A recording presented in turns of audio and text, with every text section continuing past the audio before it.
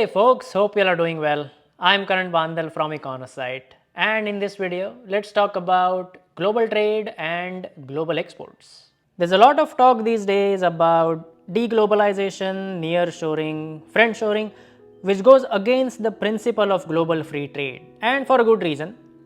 But has free trade been beneficial to the world at all? Well, it depends on the metrics you pick. History has shown that trade can be a powerful engine for economic growth.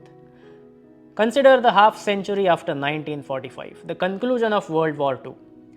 Over a similar time frame, trade increased as average tariffs fell from 40 to 4%.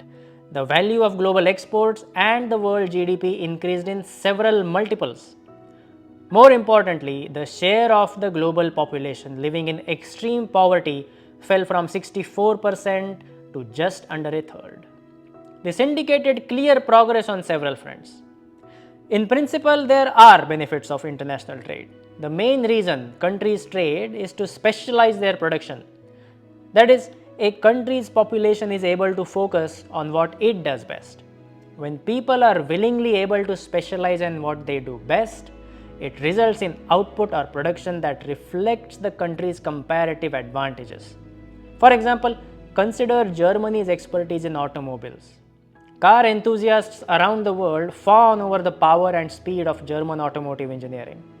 Or consider America's leadership in tech, where most of us benefit from the tech products developed in the United States, such as Google, YouTube, Amazon, etc. These countries use their comparative advantages to generate a greater surplus than if they produced all their needs on their own. Then, through trade, they can exchange their own surplus output for the surplus output of others. We call that exports and imports. We know exports help the exporting nation improve its GDP purely based on the formula used to calculate the GDP. NX component of the formula that you see here stands for net exports, which is basically exports minus imports. So the formula tells us exports add to the GDP and imports take away from the GDP. Does that mean then exports are good and imports are bad for the economy always? Not quite. It's not that simple. In fact, imports are what facilitate the benefits of trade. These are goods that people consume without having to produce them locally, because producing them locally is more expensive than importing them. So, consumers benefit from the availability of cheaper goods. Not only can they buy the same things for less, but they also have money left over for other goods and services. This extra spending will then contribute to growth in other areas of the economy. So no, imports are not always bad for the economy, and as long as there isn't an extreme imbalance between imports and exports, this relationship should hold. To verify that benefits of imports exceed the costs, experts analyzed US economic performance from 1975 to 2019. In vast majority of these years, based on the data and the scatter plot you see, as imports went up, GDP went up. As imports went up, employment also went up. However, this doesn't mean that an increase in imports will directly increase GDP.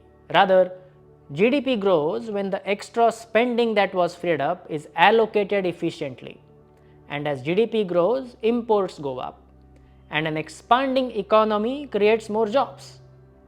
So I think we have made a solid case for imports. Exports anyways are helpful in improving a nation's GDP, and global trade is nothing but global imports plus global exports. Now let's see how this global trade has fared in the recent past. In the last 20 odd years, both global GDP and global trade have jumped over 2.5 times. But trade as a share of global GDP has been shrinking since its peak in 2008. That means globalization has been on a declining arc for a long time now.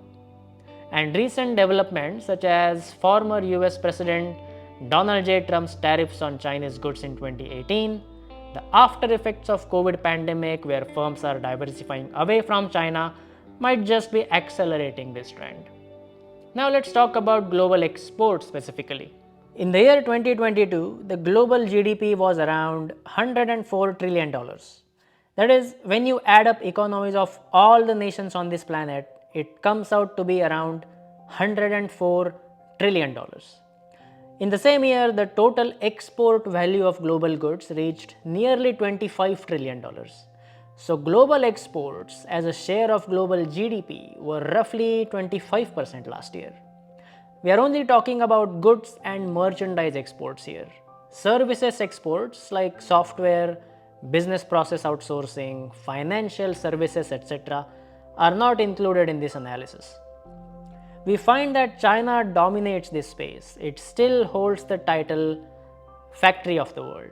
With $3.6 trillion or 14% of total global exports, China has been the largest exporter of goods in the world since 2009. In the Asia grouping, you can see India is way behind China with only about $450 billion worth of goods exports. Having said that, 2022 was in fact the best year for India's exports. If you add $326 billion worth of services exports, India ended up exporting in total more than $750 billion worth of goods and services last year. Look at the global export leaders now. What is one thing they all appear to have in common? For starters, just the top 11 exporters shipped out more than half of the goods in 2022, more than the rest of the world combined, 184 odd countries combined. Such is the domination of these top 11 exporters.